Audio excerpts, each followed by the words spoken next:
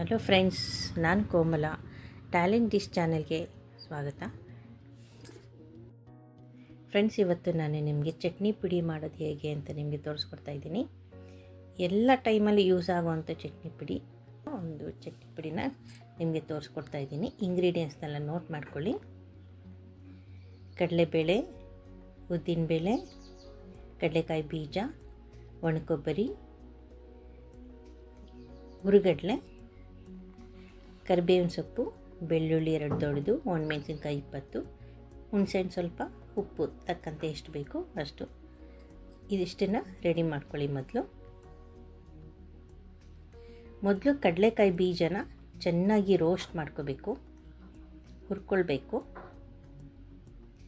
ಮೆತ್ತಗಿರಬಾರ್ದು, ಅದು ಗರಿ ಗರಿ ಆಗೋ ಥರ ಚೆನ್ನಾಗಿ ಹುರ್ಕೋಬೇಕು.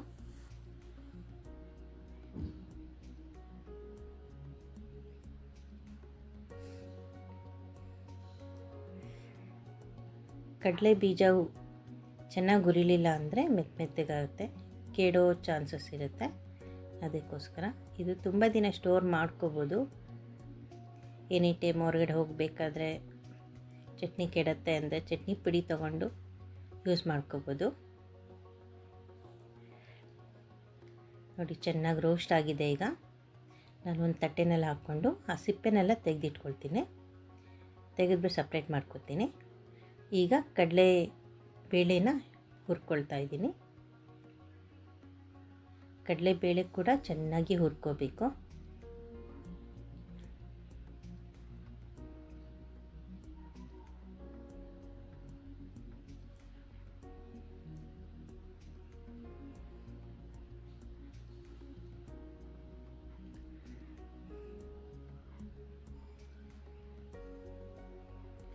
ಕಡಲೆಬೇಳೆ ಕಲರ್ ಚೇಂಜ್ ಆಗಬೇಕು, ಬ್ರೌನ್ ಕಲರ್ ಬರಬೇಕು, ಆ ಥರ ಹುರ್ಕೋಬೇಕು.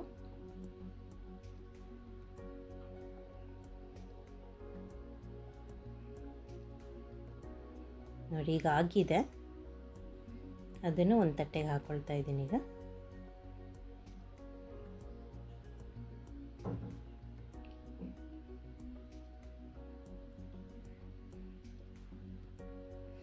ನೆಕ್ಸ್ಟು ಉದ್ದಿನಬೇಳೆನ ಹುರ್ಕೊಳ್ತಾ ಇದ್ದೀವಿ. ಉದ್ದಿನಬೇಳೆ ಕೂಡ ಚೆನ್ನಾಗಿ ಹುರ್ಕೋಬೇಕು. ಇದು ಫ್ಲೇವರೇ ತುಂಬ ಚೆನ್ನಾಗಿರುತ್ತೆ, ಗಮ್ ಅಂತ ಇರುತ್ತೆ. ಚಟ್ನಿ ಪುಡಿ ಗಮ್ ಅನ್ನೋದಕ್ಕೆ ಇದೇ ಕಾರಣ, ಉದ್ದಿನಬೇಳೆ ಹಾಕಿರ್ತೀವಿ. ಆದರೆ ಇದು ಹುರಿಯೋದ್ರಲ್ಲಿರುತ್ತೆ.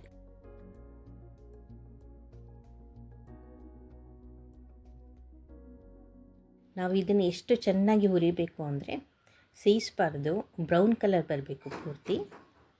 ಆ ಥರ ಚೆನ್ನಾಗಿ ರೋಸ್ಟ್ ಮಾಡಬೇಕು.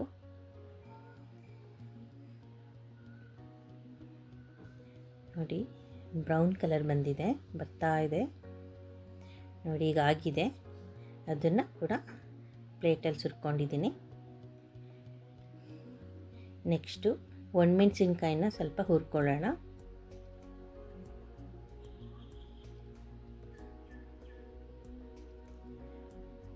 ಅದು ಕೂಡ ಚೆನ್ನಾಗಿ ಗರಿ ಗರಿ ಆಗೋ ಥರ ಹುರ್ಕೋಬೇಕು.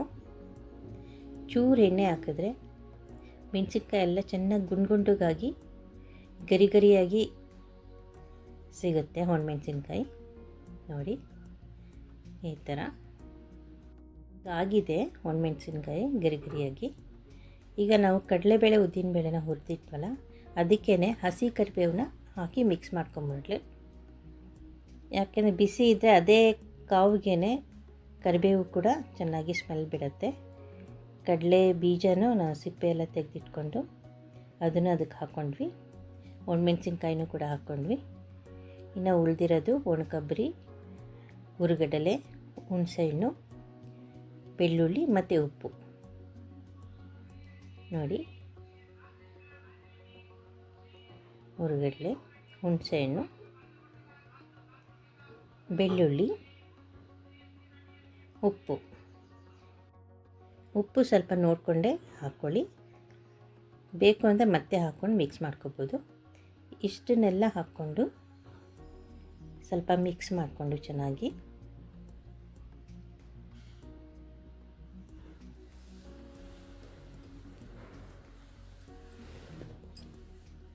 ಎಲ್ಲನೂ ತಣ್ಣಗಾದ್ಮೇಲೆ ಈ ಥರ ಜಾರಲ್ಲಿ ಪೌಡ್ರ್ ಮಾಡ್ಕೋಬೇಕು.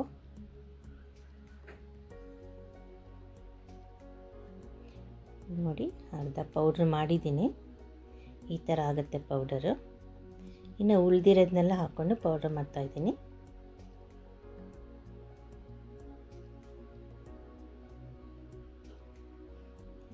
ಎಲ್ಲ ಚೆನ್ನಾಗಿ ಪೌಡ್ರ್ ಆದಮೇಲೆ ಅದನ್ನು ಸ್ವಲ್ಪ ಹಾರಕ್ಕೆ ಬಿಡಬೇಕು. ಅದು ಸ್ವಲ್ಪ ಬಿಸಿ ಬಂದಿರುತ್ತೆ ಚಟ್ನಿ ಪುಡಿ.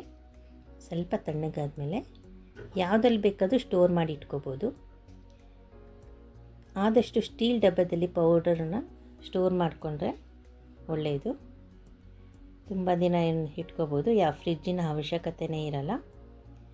ಎನಿ ಟೈಮ್ ದೋಸೆಗೆ, ಇಡ್ಲಿಗೆ, ಚಪಾತಿಗೆ, ರೈಸ್ಗೂ ಕೂಡ ತುಪ್ಪ ಹಾಕ್ಕೊಂಡು ತಿನ್ಬೋದು. ತುಂಬ ಚೆನ್ನಾಗಿರುತ್ತೆ. ಈ ಥರ ಚಟ್ನಿ ಪುಡಿ ಮಾಡಿ ನೋಡಿ, ಎಲ್ಲರಿಗೂ ತುಂಬ ಇಷ್ಟ ಆಗುತ್ತೆ. ಫ್ರೆಂಡ್ಸ್, ಖಂಡಿತ ಮಾಡ್ತೀರಾ ಅಂತ ಅಂದ್ಕೊಳ್ತೀನಿ.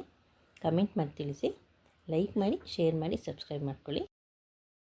ಖಂಡಿತ ಕಮೆಂಟ್ ಮಾಡಿ ತಿಳಿಸಿ ಫ್ರೆಂಡ್ಸ್. ಮತ್ತೆ ಹೊಸ ರೆಸಿಪಿಯೊಂದಿಗೆ ಮತ್ತೆ ಬರ್ತೀನಿ.